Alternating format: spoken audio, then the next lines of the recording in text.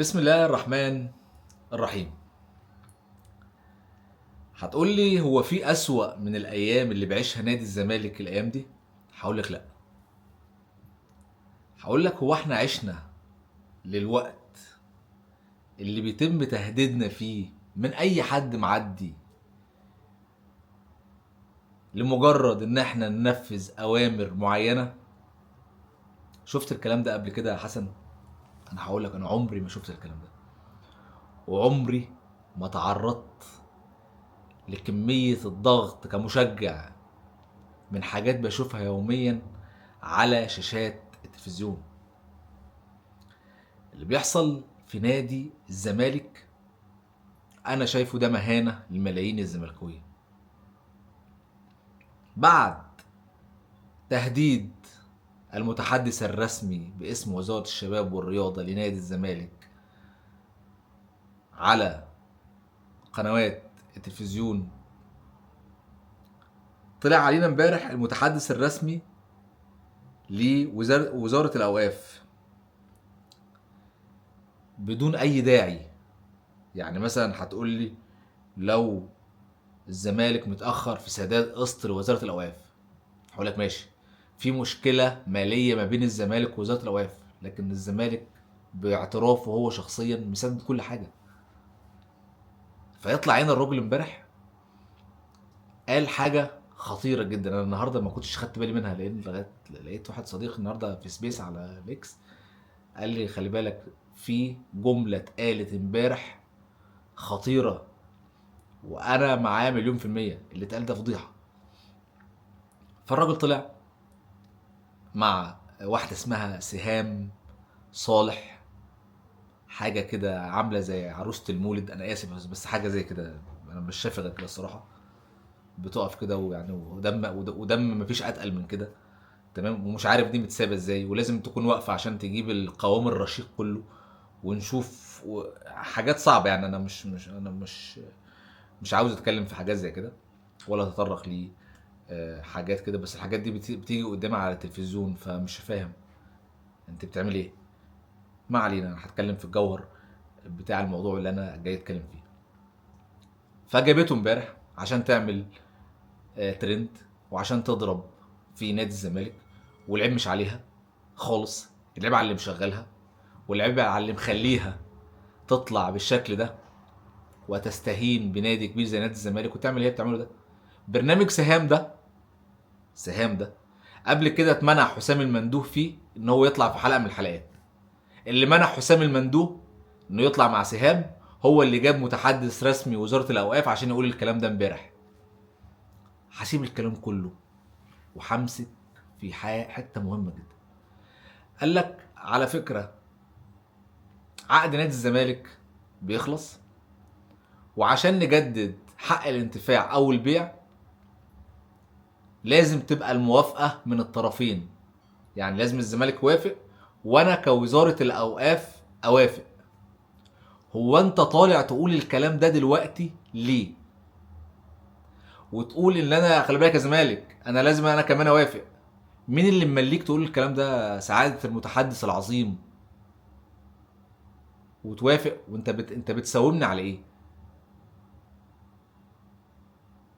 انت طالع تدي رساله معينه، واللي مطلعك عشان تقول رساله معينه. خلي بالك يا زمالك انت عندك ارض في 100 عقبه، ولازم وزاره الاوقاف توافق عشان تجدد او تشتري او اسحب منك الارض.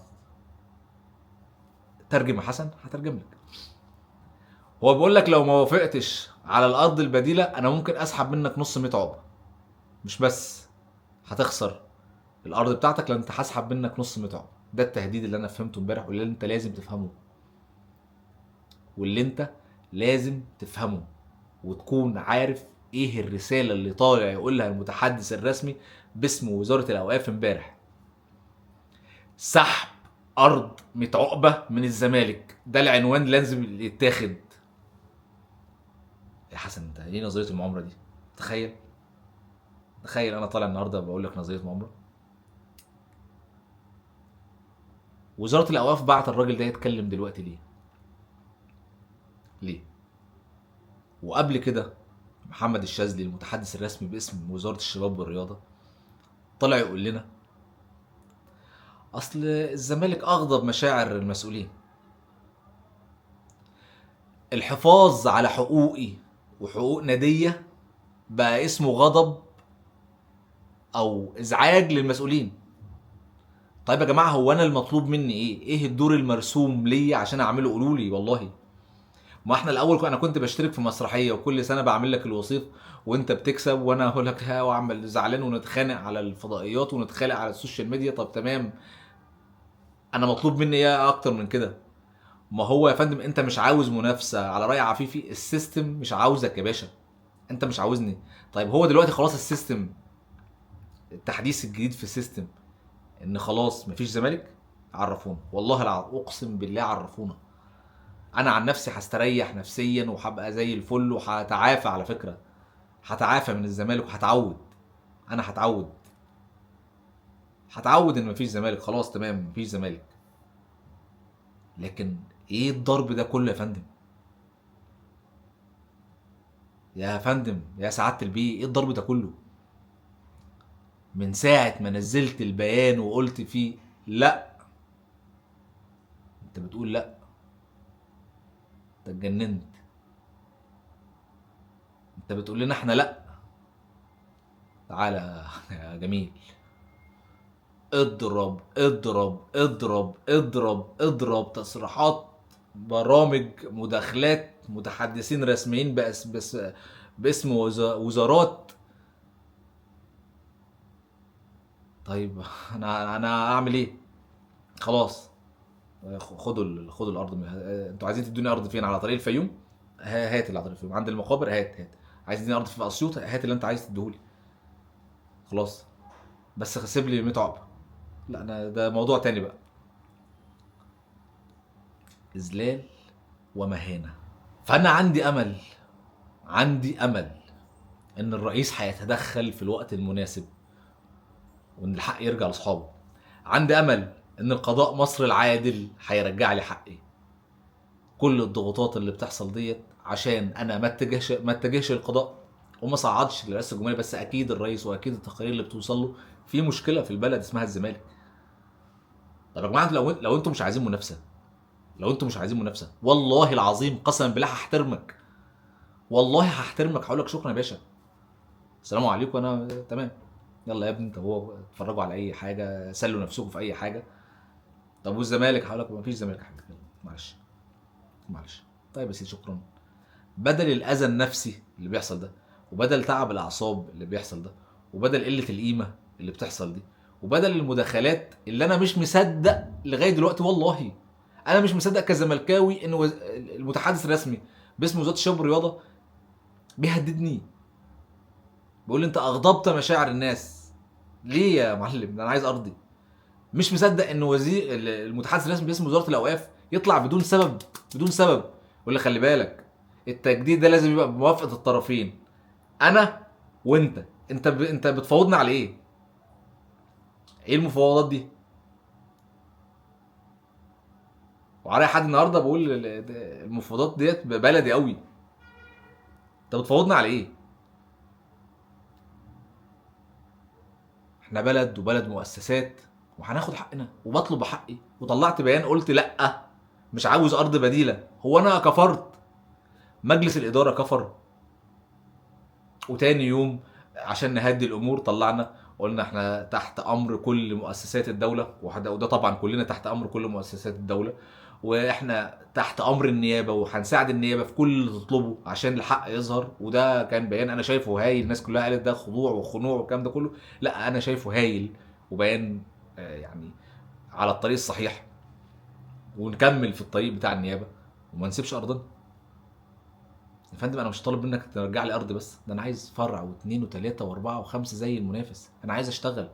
الارض ديت انت عارف الظروف اللي حصلت لي، وعارف ان الانهيار الاداري اللي كان في النادي من 2003. وعلى فكره اللي انت تبدا في الارض كان من 2018 زي الاهلي ما عمل. الاهلي لما محمود الخطيب طلع وقال لك انا كان عندي مشكله مع لميس الحديدي، يا مدام لميس انا كان عندي اكبر مشكله قابلتك يا كابتن محمود، قال لها الارض اللي انا فيها دي، هم بيصوروا في التجمع. ازاي يا بيبو؟ الارض ديت انا كنت محتاج فلوس وما كنتش لاقي ادي الموظفين واللعيبه والادارات الفنيه فلوس، فكان لازم اتصرف. رحت طلبت من المسؤولين في الهيئه الهندسيه والاداره الهندسيه والبنك وعدت 5 6 جهات كلهم ساعدوه، وطلع وحل الازمه واشتغل، وبقى الاهلي ايه؟ بالرعايات، بالاعلانات، بالاستقرار، بالفلوس، كل حاجات انت عارفينها دي، وعنده ازمه ماليه وفروع قبل كده. انا ما عنديش غير فرع واحد في 100 عقبه، وبعاني ومديون لطوب الارض، وموقف له قيد من جميع كل الناس حوالينا كده واقفه قيد الزمالك. دي المساعده اللي انت حضرتك بتساعدها لي؟ ده وقوفك جنبي في الازمه؟ بالله عليك يا اخي، ده وقوفك جنبي في الازمه؟ بالله عليك، دي المساعده ويد العون اللي انت بتديها للزمالك عشان ينهض من الكابوس اللي هو عايشه ده؟ وبعدين وبعدين يا جماعه، احنا الزمالك والله العظيم من غيرنا ما في كوره يا عم الاهلاوي، يا اللي بتحاربني، يا اللي بتتريق عليا، يا اللي بتطلع عليا الاكاذيب والاشاعات والكلام ده كله، من غيري ما فيش كوره يا معلم. ما فيش كوره من غيري، خلي بالك. تقول لي انبي ولا بيراميدز ولا كل الانديه دي، ما فيش كوره من غير الزمالك، لازم تفهموا كده. سعاده وزير الشباب والرياضه، ما فيش كوره من غير الزمالك. يا حضرتك اللي ما فيش كوره من غير الزمالك يا فندم، افهم. افهم، احنا مشجعين كوره يا اخي. سيب لنا حاجه نتنفس فيها. حب الزمالك والاهلاوي بيحب الاهلي، طب انت ما تخلي الامور كلها ماشيه صح. انت شايف الدوري السعودي عامل ازاي، وشايف الدنيا هناك عامله ازاي. انا اتكلمت في الموضوع ده 7000 مره قبل كده. ادونا حقنا، اقفوا جنب النادي. مش بقول لك اديني حاجه مش من حقي. انت بتقف جنب الاهلي، بتقف جنبه. ما هو انهيار الزمالك لمصلحه مين؟ والمصحف ملاقي اجابه على السؤال ده. والمصحف انا ملاقي اجابه على السؤال ده. طيب هو بيعمل كده ليه؟ متحدث رسمي اسم وزاره الاوقاف يطلع يقول لنا، يطلع يقول للزمالك يا اهل الخير، على فكره احنا ممكن ناخد منك الارض بس لو ما اتفقناش احنا الاثنين. احنا الاثنين اتفقنا هنمشي الديل. طب مقابل ايه؟ اقبل بارض بديله؟ انت عاوزني اقبل بارض بديله؟ بالله عليك.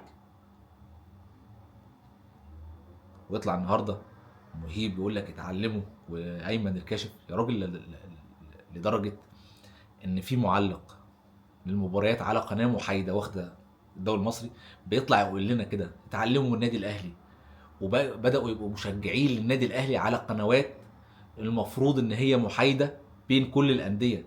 فكلمه النهارده لازم اشجع الاهلي، مشجعين للاهلي بقوا مشجعين للنادي الاهلي، ما عادش في حياد. السخريه من الزمالك في البرامج، التقليل من الزمالك في البرامج، السخريه من الزمالك في الاعلام، في التلفزيون، في المسلسلات، في الافلام. هو انتوا بتعملوا ايه؟ انتوا بتعملوا ايه؟ والزمالك اتقزم كده ازاي؟ والزمالك بقى مستباح كده بالشكل ده ازاي؟ لما تيجي بنت اسمها سهام صالح ضيوفها بيشتموا نادي الزمالك على السوشيال ميديا بفيديوهات، اقدر اجيب لك حالات. بس انت عندك في ناس في نادي الزمالك، في اللي ماسكين الاعلام في نادي الزمالك، سواء ماهر غريب اهو او اللي مع ماهر غريب، انت ما بتعترضش ليه وبتطلع بيانات ضد القنوات دي ليه؟ انت بتجيب الفلاني ده، فلان الفلاني ده مشجع زيه زينا وبيشتم النادي، فسهام بتجيبه عشان هو بيشتم النادي. سهام. قنوات الرياضه بقت مش عايز اغلط، مش عايز اغلط. انت كل امكانياتك كده، انت بتقفي عشان تورينا انت لابسه ايه وتستعرضي. كل امكانياتك دي انت فنانه. انت بالنسبه لي فنانه. بتعمل ايه سهام؟ لا طول النهار وحاجات وعبارات، انا ما يعني، لا ده مش قناه رياضيه دي. وايحاءات كده، ايه يا باشا انت بتعملي ايه؟ مش ممكن. انت طالعه بتقدمي برنامج ولا طالعه بصي عشان الكلام بس هيبقى صعب، وتيجي تتكلم يقول لك انت هتحاسب وانت لا، ما انت طالعه تهيني نادي وجمهور، وشغاله على ضرب اكاذيب ضد النادي، وكل ضيوفك بيضربوا في النادي، انت راح جايبه تامر عبد الحميد الاهلاوي عشان يضرب في الزمالك، راح جايبه واحد متحدث رسمي باسم وزاره الاوقاف وطلع تخليه يغلط في الزمالك. مين اللي ورا البنت دي؟ مين اللي ورا البت دي؟ احنا عايزين نعرف مين اللي ورا البت دي. قبل كده نفس البت دي تمام طلع معاه حسام المندوه، وانا برضو عندي علامه استفهام للاستاذ حسام، انت بتطلع مع البت دي ليه؟ وانتوا في نادي الزمالك بتطلعوا مع اي حد، انتوا اللي بيشتمكم بتطلعوا معاه. خلاص اصلا انا خلاص يعني انا عرفت من القصه دي الصراحه. مجلس نادي الزمالك ضعيف خلاص ماشي. فالموضوع الاعلام ده ضعيف، وما عندكش حد في المركز الاعلامي عندك يقول لك تطلع مع مين وما تطلعش مع مين، ما عندكش الموضوع ده انتوا بتستضيفوا في القنوات وفي الراديو وفي الحاجات ديت الناس اللي بيشتموكوا، فانت هتقول لي هطلع مين وما اطلعش مع مين؟ انا خلاص انا ايدي منك والارض. لو الجمهور هو اللي هيقول لك تعمل ايه وما تعملش ايه كمان في دي. فالاستاذ حسام المندوه قبل كده طلع معاها واتمنع زي ما قلت في الاول. اللي منع حسام المندوه يطلع مع البت دي تمام، يطلع مع البت دي، هو اللي جاب الراجل امبارح عشان يضرب فينا. هو انا يا ابني بيني وبينك مشكله؟ هو انا يا ابني الزمالك اللي مديون للكل معاك انت بالذات مسدد فلوسه. الزمالك اللي عنده اقساط وعنده فلوس متاخره عند كل الناس معاك انت بالذات بيسدد في مواعيده. تخيل بقى تطلع تهددني ليه؟ والمصلحه مين؟ وبتضغط عليا لمصلحه مين؟ فهمني. انا عايزك تفهمني انا عملت ايه والنادي عمل ايه يا جماعه عشان قلنا لا. يا اهل الخير عشان قلنا لا. انا قلت لا بس مش عايز ارض بديله، اديني ارضي. خصوصا ان وزير الاسكان طلع مع عمرو اديب وقال باللفظ كده الارض ديت مش عليها اي مزايدات ومش في حد يعني تقدم ان هو ياخد الارض ديت. جميل، اديني ارضي، اديني ارضي يا معلم خلاص. اصل انتوا بعتوا مش عارفين الكومباوند، طلع كذب. النيابه العامه قالت كده. اصل انتوا مش عارف بعتوا لمين، اصل انتوا وجه بيان من النيابه العامه قالك في شبهه فساد وبيحققوا فيه. وعلى فكره معلومه لحضرتك بقى ان النيابه العامه بتحقق في الموضوع ده من 3 شهور وحققت في كل الكلام اللي جه في البيان. وصدقوني باذن الله باذن الله النيابه العامه هيكون قرارها في صالح نادي الزمالك، لان هم مش عملوا حاجه غلط في الملف ده، ما عملوش حاجه غلط، ما عملوش حاجه غلط. نادي الزمالك وجمهور نادي الزمالك احنا في ظهر النادي.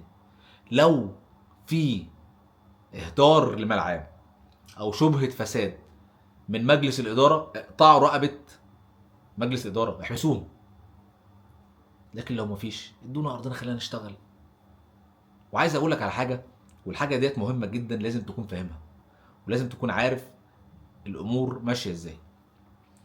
بيان النيابه والاخطاء اللي جت اللي هم اللي لسه اصلا في شبهات سواء صح او غلط دي تدين مجلس الاداره، ملهاش علاقه ابدا بصاحب الارض. خلي بالك ملهاش علاقه ابدا ابدا ابدا بصاحب الارض. يعني ايه يا حسن؟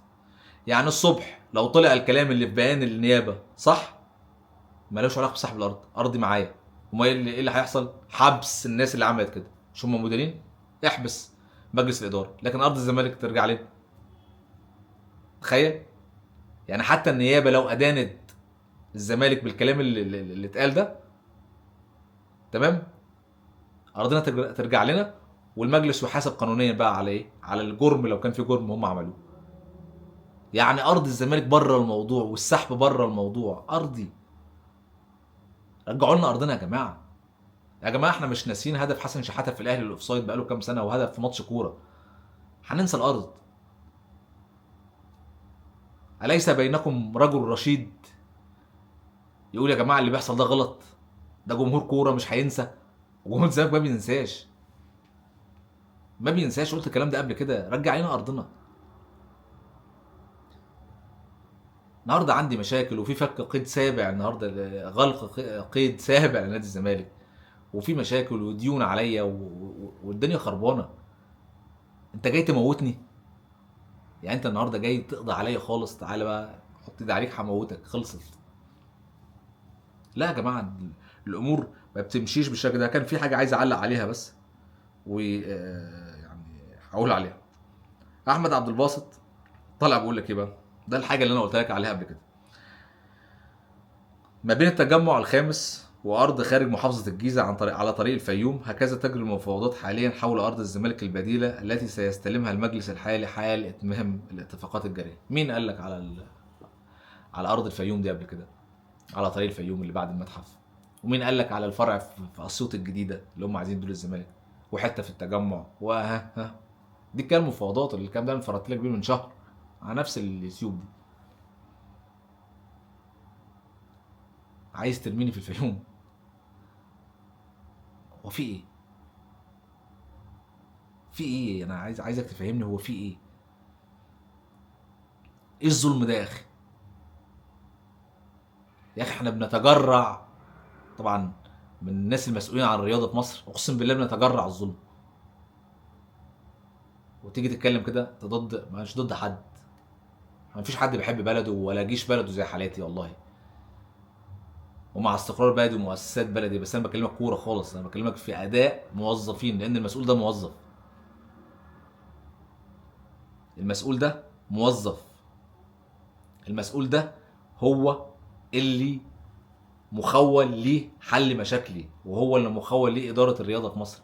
اشرف صبحي يا سياده الرئيس عبد الفتاح السيسي اقسم بالله لا يصلح ان هو يكون وزير للشباب والرياضه، لان الرياضه في عهد اشرف صبحي، بقول لحضرتك احنا ما عندناش رياضه، ما عندناش دوري، ما عندناش اتحاد كوره. لان النهارده اتحاد الكوره منزل بيان بيقول لك فيه ان احنا بنعمل على تطوير الرياضه وتطوير النشء والملاعب وانتوا بتسحبوا ارض الزمالك. ما الكوره في مصر قطبين، زمالك واهلي. فانت وانت بتطور الرياضه بتقضي على نادي اسمه الزمالك، بتقضي عليه تماما، بتقضي عليه تماما. لمصلحه مين؟ لمصلحه مين؟ لمصلحه مين؟ كل الازمات اللي بتقابل الزمالك دي انا عايز افهم لمصلحه مين. قال لك بسبب عدم سداد المستحقات ومشاكل الزمالك. اول قسط من مستحقات نادي استريلا دي امادورا البرتغالي في صفقه شيكوبنزا بقيمه 200 الف يورو يحصل على حكم بايقاف جديد لقيد الزمالك. شيكوبنزا النادي بتاعه اللي احنا شارينه منه وقف قيد الزمالك النهارده للمره السابعه عشان 200 الف دولار. تخيل يا اخي. ولسه النادي بتاع بزيرة، تمام، اخوان بزيرة كمان هيوقف لك القيد. والنادي بتاع المغرب عبد الرحمن معالي ده هيوقف لك القيد. عبد الحميد معالي هيوقف لك القيد. كل الانديه دي خلاص يا ابني، انت رايح في 60 داهيه. انت النادي بيقفل، انت النادي بيقفل. طيب وبعدين انا مش لاقي اي حل، ولا لاقي اي آه، مخرج للي بيحصل ده غير تدخل الرئيس. يا سياده الرئيس، لو مجلس الاداره اخطا وعندهم خطا احبسوهم يا فندم، بس رجعوا لنا ارضنا. ده المتنفس الوحيد والله. مش هقدر اكمل من غير الارض دي. انا مش هقدر اكمل من غير. طب انت كنت مكمل قبل كده ازاي؟ انت كنت شايفني انا واخد دوري ابطال افريقيا يا ابني؟ انا بموت بقالي 5 سنين اهو. انا بموت، مفيش زمالك، انا بس شويه الجمهور والحناجر واللوجو والزمالك وحب الزمالك، واحنا والناس اللي واقفين ده واقفين على رجلنا لغايه دلوقتي. احنا خلاص ركعنا. انا اسف ان انا بقول كده بس خلاص. خلاص. في الاخر يطلع متحدث رسمي وزاره الاوقاف يهددني. ده تهديد، انا مش شايفه غير تهديد. النهارده احمد سليمان طالع يقول لك العيب مش على سهام صالح، العيب مش على متحدث رسمي وزير الاوقاف، العيب على الاستاذه اللي ميولها لانديه اخرى. الاهلاويه اللي جايبينها النهارده مندوبه قناه الاهلي، خلاص ما هي قناه الاون تايم سبورت هي الاهلي، وام بي سي هي الاهلي، والاعلام كله خلاص احمر. وبيطلع واحد زي الارهابي الحقير علاء صادق يقول لك اصل زملكه الدوله. تخيل بعد ده كله زملكه الدوله. تخيل بعد الجرم اللي بيحصل ده كله زملكه الدوله. جرم ملوش حل غير ان هو يتقال عليه جرم. لا انا الزمالك النهارده مش يعني مش عارف مين اللي بياخد مستحقات ومين اللي بياخد فلوس. طب مين احنا بندفع لمين فلوس اصلا؟ بندفع لمين فلوس؟ ومفيش اي رد فعل من النادي. مفيش اي حد بيطلع يتكلم يطمنا، مفيش اي حد بيرد، مفيش اي حد بيقول يا جماعه لا ما حصلش، مفيش اي حد بيدينا امل. اقسم بالله ما في احقر من الحقبه اللي انا شايفها دي، مفيش احقر من الحقبه اللي انا شايفها دي. انا ما شفتش خنوع بالشكل ده. البرامج استباحت الزمالك، المعلقين بتوع الماتشات استباحوا الزمالك، مش في الماتش بس، ده بقوا بيدوا تصريحات بره المباريات كمان، وبداوا بيروحوا بودكاستات في برامج اهلاويه وايفنتات اهلاويه وبيتريقوا على الزمالك، ومجلس الاداره نايم محدش بيصحى معانا. المركز الاعلامي نايم، ما تطلعوا بيان يا ابني قولوا البرامج ديت تلم نفسها. يا استاذ ماهر هو انت بتاخد فلوس ليه يا فندم؟ استاذ ماهر غريب، حضرتك بتاخد فلوس من النادي ليه؟ الناس اللي شغالين في المركز الاعلامي وانت ما بتقدمش تقارير للبرامج اللي بتضرب في النادي ليه؟ لما يطلع واحده زي سهام صلاح تجيب مشجع زي اهلاوي بيشتم في نادي الزمالك، انت بتعمل ايه؟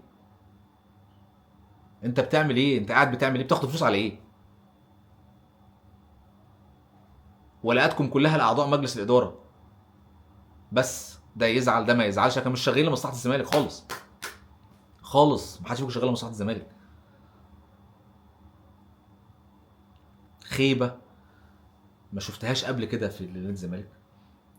ومش عايز احمل مجلس الاداره كامل المشاكل، طبعا هم في ملفات فشل، لكن طيب انا هجيب فلوس من فين؟